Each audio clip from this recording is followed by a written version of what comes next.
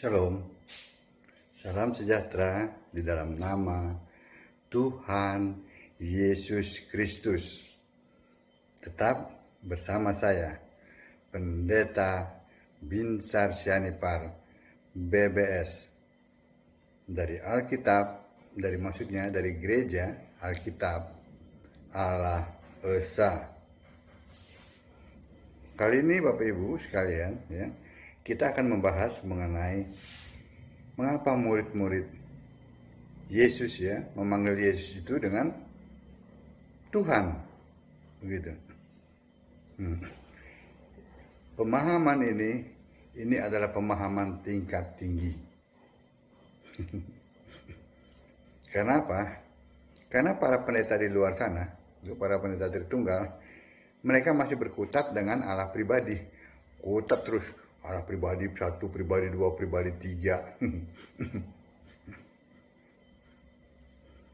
Jadi mereka nggak akan pernah memahami ini.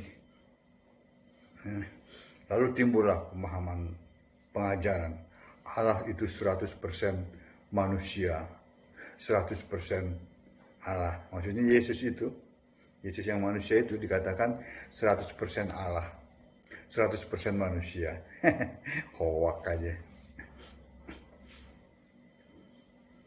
Mereka nggak akan pernah mengerti ini. Karena yang mereka sembah tuh bukan Yesus. Iya kan?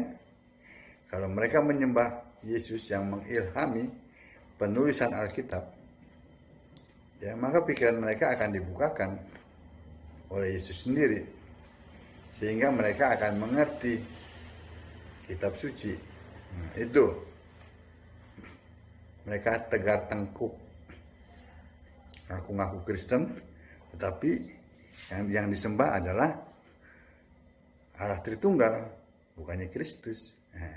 Yang namanya Yesus, itu pokok permasalahannya. Baik, kita kembali kepada tema kita. Mengapa murid-murid nih memanggil Yesus dengan Tuhan? Saya jelaskan dulu mengenai pengertian Tuhan di Alkitab. Yang pertama, eksistensi Allah sebagai, maksudnya keberadaan Allah, Tuhan itu mutlak, harus roh. 2 Korintus 3 ayat 17. Jadi yang pertama tuh, Tuhan itu keberadaannya itu harus mutlak. Mutlaknya roh, gitu. Yohanes 1 ayat 1. Itulah eksistensi Allah. Pada mulanya adalah firman. Firman bersama-sama dengan Allah. Firman adalah Allah. Jadi ada firman, ada Allah. Ada Tuhan, ada Allah. Tuhan pasti Allah. Karena apa? Sama-sama satu roh yang sama. Jadi eksistensi Allah itu harus mutlak, harus roh. Itu pemahaman yang pertama mengenai Tuhan. Yang kedua, Allah yang berkarya. Tuhan itu adalah Allah yang berkarya. Allah berkarya itu bisa menjadi fisik manusia. Terdapat dalam Yesaya 43 ayat 10 dan Yohanes 1 ayat 14. Firman menjadi manusia. Itu adalah Allah yang berkarya. Itu Tuhan. Jadi bisa bersifat, bisa dalam kondisi roh, bisa juga dalam kondisi fisik. Begitu.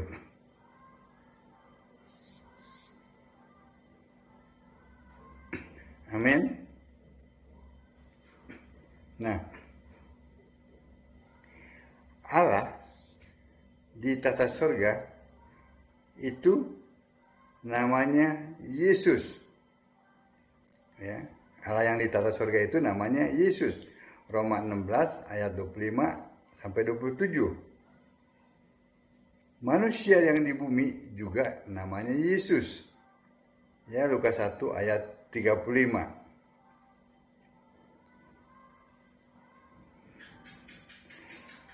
Yesus Allah yang roh, ya, mengutus dirinya sendiri menjadi Yesus fisik manusia.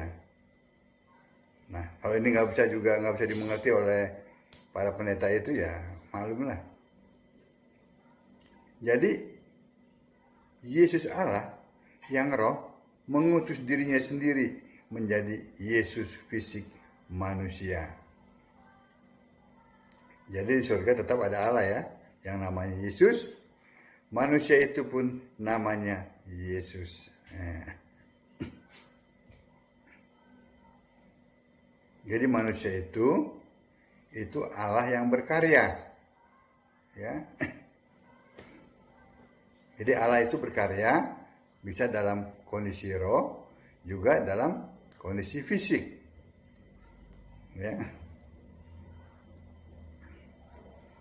Dalam Yohanes 14 ayat 8, oleh Filipus, Yesus dipanggil Tuhan. Nah, Yesus juga dipanggil Guru, Tuan, Nabi besar. Ya. Yohanes 13 ayat 13, Yesus sendiri mengaku, aku memang Guru dan Tuhan. Sebutan dan gelar Tuhan untuk Yesus yang jelas-jelas masih fisik manusia adalah ya, Tuhan dalam arti Allah yang berkarya. Ya, saya ulang lagi ya. Sebutan dan gelar Tuhan untuk Yesus yang jelas-jelas masih fisik manusia adalah Tuhan dalam arti Allah yang berkarya. Jadi dia yang fisik itu bukan Tuhan. Karena Tuhan itu harus roh. Itu bukan Allah. Karena Allah itu mutlak harus roh. Dalam kondisi Allah, maksudnya dalam kondisi Allah yang berkarya itu, ya, dalam kondisi fisik manusia, dia setara Allah, namun bukan Allah. Ya, Filipi 2 ayat 16 ya. Dia setara Allah, tetapi bukan Allah, karena dia manusia. Tetapi di sorga tetap ada Allah yang roh itu, yang namanya juga Yesus.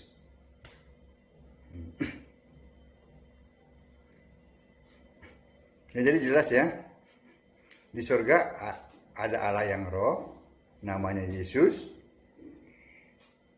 Pada saat yang sama, Allah mengutus dirinya sendiri ya, menjadi manusia. Ya. Itu namanya Yesus. Dia setara Allah tetapi bukan Allah. Karena dia dalam kondisi fisik manusia. Masih nggak ngerti? Kasihan. Percuma sekolah lama-lama kalau begini nggak ngerti. Pakai bahasa-bahasa Ibrani KW, Yunani KW, bahasa Indonesia aja nggak ngerti. Ya kan? Kita lihat, ada 5 karya Tuhan dalam arti berkarya ya. Maksudnya gini, ada 5 karya Tuhan ya dalam arti kata Allah yang berkarya. Ya kan? Allah berkarya. Ya kan?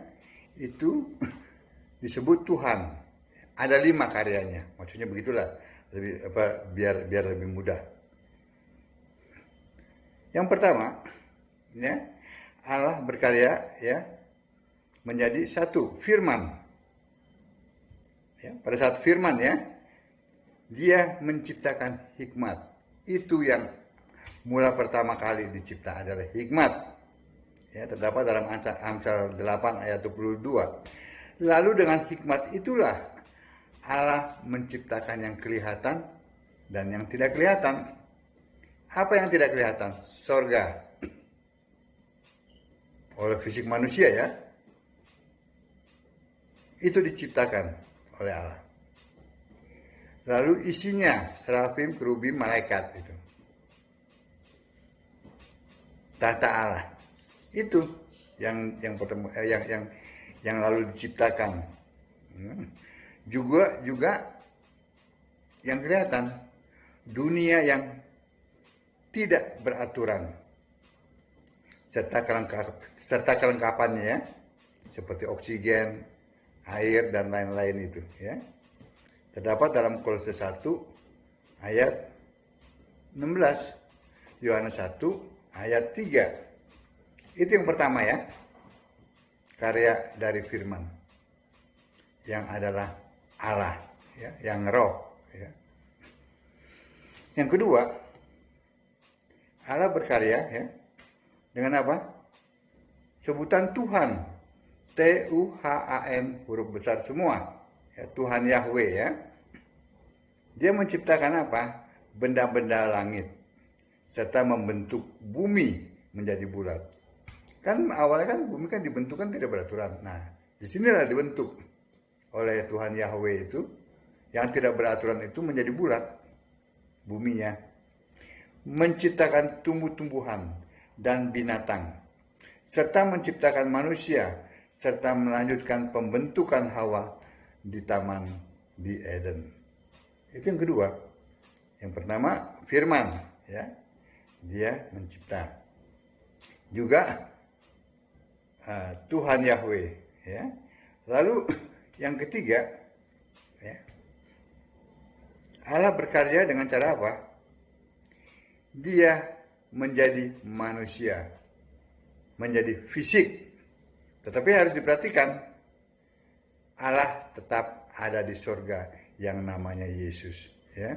Dia mengutus dirinya ya menjadi manusia. Jadi di sorga tetap ada Allah ya. Untuk apa? Ya. Yesus fisik itu ya menggenapi hukum Taurat dengan segala peraturan dan ketentuannya. Lalu mati di kayu salib sebagai tebusan manusia berdosa, mengalahkan kuasa maut. Dengan kematiannya, dia membatalkan Taurat dengan segala peraturan dan ketentuannya. Silakan dibaca di Matius 8 ayat 17 dan Efesus 2 ayat 15. Ya. Jadi Allah menjadi manusia itu adalah karyanya. Dia disebut Tuhan. Tadi ya, dia menggenapi dulu hukum Taurat, lalu dia mati di kayu salib sebagai tebusan manusia berdosa. Dengan kematiannya di kayu salib, dia membatalkan seluruh hukum Taurat dengan segala peraturan dan ketentuannya. Ya. Jadi yang batal itu hukum Taurat adalah peraturan dan ketentuannya dan mengalahkan kuasa maut. Ya, dengan menjadi apa? Allah menjadi manusia. Lalu yang keempat, tubuh Yesus kemuliaan. Ya, memilih Saulus untuk menjadi alat di tangannya. Lalu Saulus diganti menjadi Paulus. Nah, gitu kan?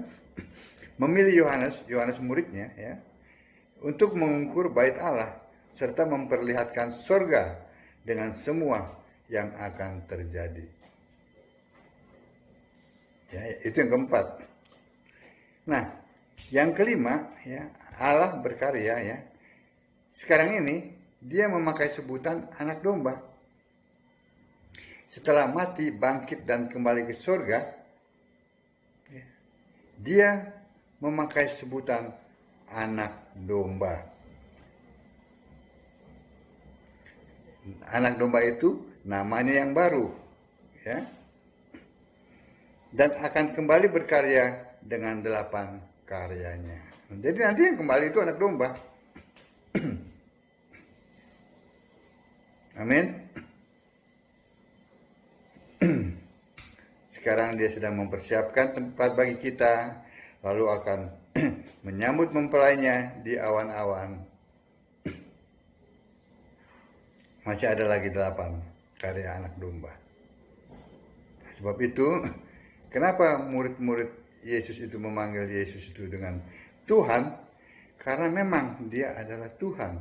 Dalam pengertian Allah yang berkarya menjadi manusia.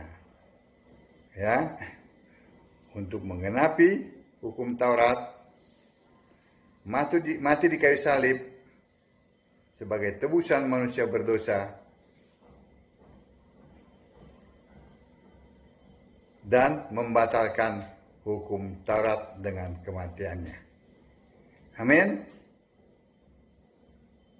Baca Alkitab, jangan baca buku-buku tafsir sampah itu.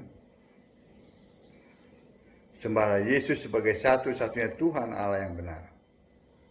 Maka kita semua akan dibukakan sehingga kita mengerti kitab suci. Tidak lagi bergumul dengan pribadi-pribadi itu. Allah itu roh. Si pribadi itu nggak minggat, itu nggak balik-balik. Amin.